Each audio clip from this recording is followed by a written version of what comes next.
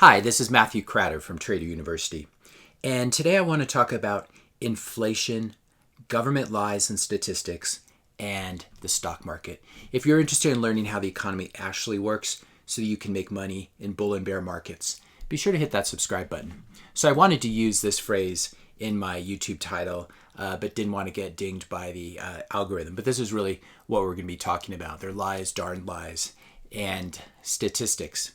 Now, the real problem with government statistics is actually a measurement problem. And I'm going to explain to you what I mean by that by talking a little bit about what's called in physics the observer effects. So an observer effect is a situation where just actually observing a phenomenon changes the phenomenon. We have the Heisenberg uncertainty principle where you can't figure out the location and momentum simultaneously of a particle. You have the famous double slit experiment where you're looking at whether light is a wave or a particle. And the way you observe things actually changes the phenomenon itself, or at least changes your observation of it. There's some down-to-earth versions of this. The famous example is the tire pressure gauge. If you try to check the tire pressure of your tires using one of these gauges, a little air will seep out into the measurement device, and so it actually lowers your pressure. And so theoretically, it's good enough, but theoretically, you can't really find out what your tire pressure is because of this. Likewise, a thermometer, especially the old thermometers where you actually stuck a little piece of glass in your mouth that had mercury inside of it, your body temperature will actually go down as some of the heat is used to heat up the mercury. So these are measurement problems. These are what we would call observer effects. And there's a version of this in sociology and in economics and in sort of the human sciences called Goodhart's law. And this is one that really plagues policymakers, but I think a lot of people don't really know about it or understand how it works. But it's basically when you have a measurement of something, when you have an index or a measure, and when that becomes a target, especially when it becomes a target by a governmental organization or by a central bank or by a regulator, it ceases to become a good measure. Now, this is simply because people will start gaming the measure. Policymakers will also do whatever they can to make that measurement look better. For example, the inflation rate, they'll do whatever they can to make the measurement look better, even if it doesn't improve everyday life for everyone. They will basically manage to the target or manage to the measure. Great example in YouTube. In the early days, YouTube would promote videos basically based on the most views, and then of course we have the bot problem where people artificially game the number of views. In a pure system, the number of views, a video with more views would be more interesting by definition, but once you introduce bots, it changes it, and Google and YouTube have to change their algorithm. There's a famous example too of the call center where they decide to go the Milton Friedman route and use incentives, and so they say we're not going to pay you an hourly wage. We're just going to pay you based on the number of calls you make. Presumably, this will increase the number of calls, and it does. But what you find if you do this experiment is that the calls become very short. They become very low quality. So this is the problem. This is Goodhart's law, and it affects all economic measurements, unfortunately. There's a version of it too called Campbell's law, which goes like this. The more any quantitative social indicator is used for social decision making, the more subject it will become to corruption pressures, and the more apt it will be to distort and corrupt the social processes that it is intended to monitor. Great example of this is Virginia changing its massaging how it reports COVID data to make things look more optimistic. And so this is always the problem and the struggle between sort of data scientists and policymakers. And it's nowhere more apparent than in the CPI index, which measures consumer price inflation. Now, there are a lot of problems with this. I've talked about it in another video, which I'll link to below. We can see that inflation, at least according to this government measurement, has stayed fairly low in the last decade. This right over here is a 3% level. These are year-on-year changes, sort of rolling 12-month changes. And it has stayed relatively low, though this is not the experience of most people who are living in the United States? Do you feel that prices have been fairly stable? So we have this paradox where the Federal Reserve, the federal government, can make these statistics, they can sort of manage things to make these statistics look good, even when what the real life experience shows that there is some sort of inflation going on. We certainly have asset price inflation. Real estate prices are much, much higher than they were 10 years ago.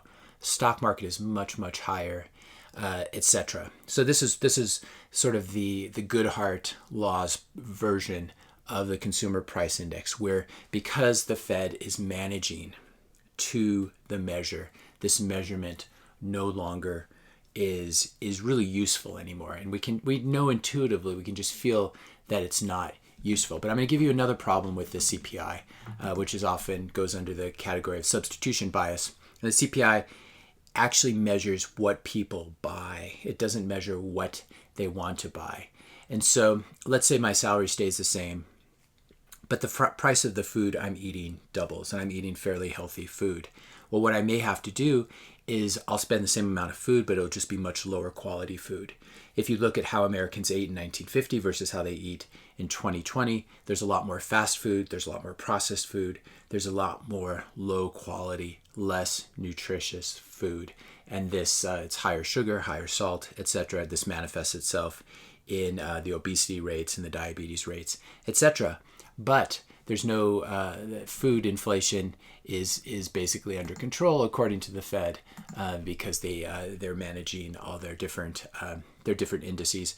The great example of this is the example that's often given is that your grandfather ate steak. He lived on a farm. He had access to really high quality beef.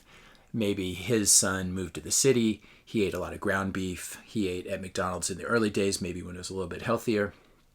And now the son or the grandson is eating soy burgers. It's so far removed from steak. And we can go, I don't want to get into a whole debate about soy versus animal protein, etc. But you get the general idea. You could do this with vegetables as well, really high quality farm-grown vegetables versus supermarket highly processed vegetables that are in a bag, etc. Now, to get the same meat that your grandfather ate, you actually need to be fairly wealthy and be able to buy organic, free-range, grass-fed beef. Again, not a lot of food price inflation in the official numbers, but that is simply because consumers are substituting much lower quality food, and so the index manages to stay roughly the same, or it's fairly low inflation. Whereas in fact, if you measure what your grandfather paid for steak versus what you have to pay for organic, free-range, grass-fed beef, there's been an enormous amount of inflation. So these are the kind of the Goodhart law problems, the substitution and measurement effect problems. But there's an even bigger problem because we have an activist Federal Reserve that actively intervenes in the markets and distorts price signals. So what we see in the markets is not the real pricing, and this distorts people's preferences. The best thing that price does is it communicates preferences between a buyer and a seller, and it actually conveys real information. And this is one of the great tragedies, and one of the reasons I hate central bankers so much, is they destroy this signaling mechanism. And here's a perfect example. This is an index of junk bonds, JNK. This is the junk bond ETF. And there are a lot of problems in junk bond land. These are basically zombie companies that in a free market would have gone bankrupt long ago. But now they're being propped up by the Federal Reserve. On April 9th, the Fed announced that they're actually going to buy junk bonds. They print new money and they go out and buy junk bonds. You can, I'll show you on the chart where insiders in Wall Street found out about this. This is where they got to start buying. And then it was released, the number was released, this news was released right here. You got a big gap up in price, and then prices sort of drifted higher. But either way, the Fed is subsidizing zombie companies. It's actively managing interest rates by buying treasuries.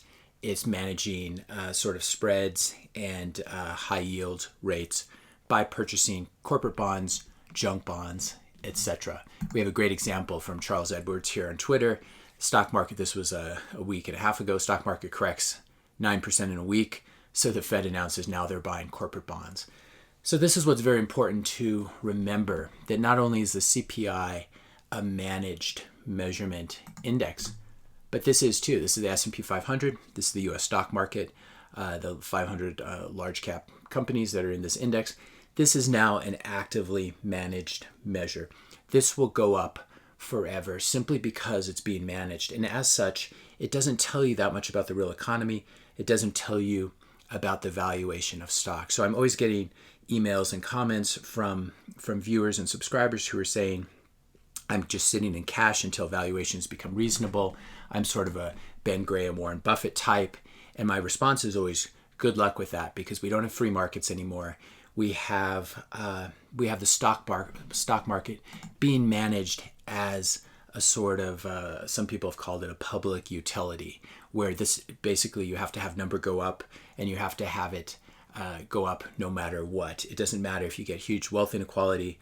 It doesn't matter if you have to inject blood into zombie companies. This number will be managed to go up. Every once in a while, a virus might come along. The Fed might lose control of things. You might get a little drawdown here, but these things should be fairly shallow, and the recovery should be quite fast because it's all actively being managed now. The whole U.S. economy is basically what they called in Russia Potemkin village, where it looks like there's a real village, but at the fundamental level, it's being manipulated by the central bank, who controls interest rates and can intervene in the markets with fake money, printed new money, and use it to manipulate asset prices. This is the fundamental problem, and this is why if you're waiting for stocks to get to a PE of 10 or 12 to buy again, you're going to have a very long wait, because Warren Buffett's strategies don't work anymore. Value investing doesn't work anymore, because the 800-pound gorilla in the room is the Federal Reserve, the U.S. central bank, and has all these effects globally as well. Hopefully you guys found that helpful. If you did, be sure to hit that subscribe and like button. Let me know your questions and comments in the comment section below. In the coming days, I hope to also talk a little bit more about CPI inflation and money printing, quantitative easing. But I wanted to go over some of these sort of methodological problems which make it very problematic even to talk about CPI or velocity of money or anything like this. Thanks a lot for listening, and I'll see you in the next video.